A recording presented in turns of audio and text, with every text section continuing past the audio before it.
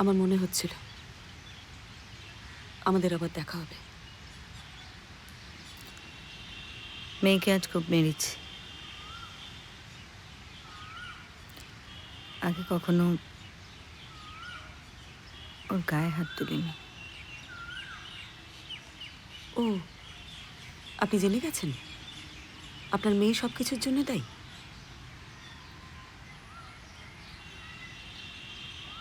তাহলে মারলেন কেন?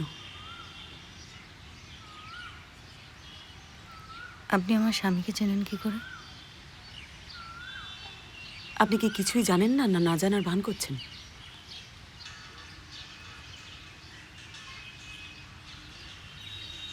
আপনাদের বিষয়ে জানি না।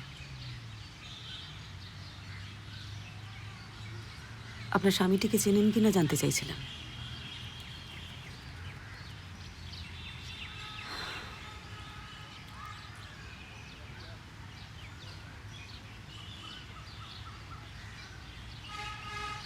অ্যাট্রাকটিভ একটা মেয়ে,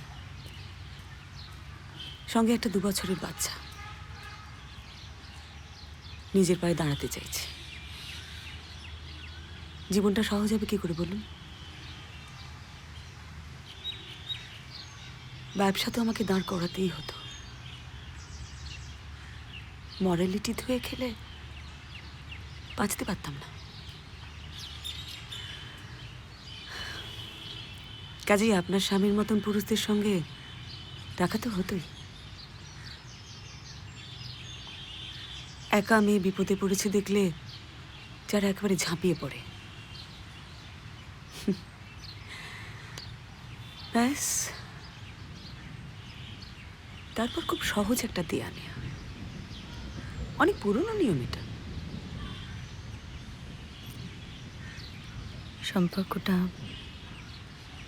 এখনো চলছে?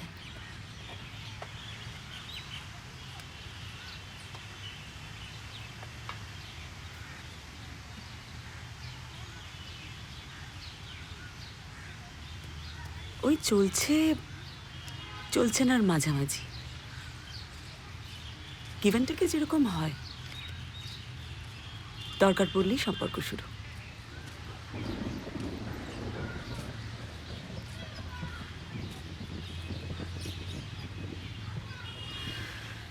ঠিক আছে।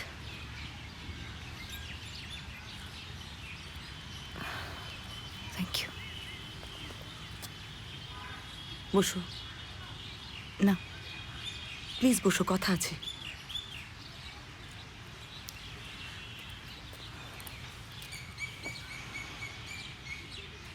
এই রাগটা কাজে লাগাও না কেন? কি বলার আছে?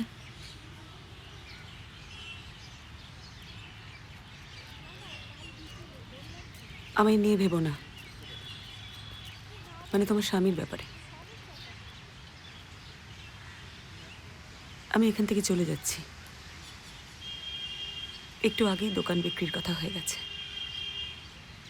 কয়েকটা কাজ আছে, সেগুলো হয়ে গেলেই ব্যাস। কোথায় যাচ্ছ? মাইসোরে আমার দিদি থাকে, ওখানে একটা কাজের ব্যবস্থাও করেছি। আবার সেই গিভ অ্যান্ড টেক পলিসি?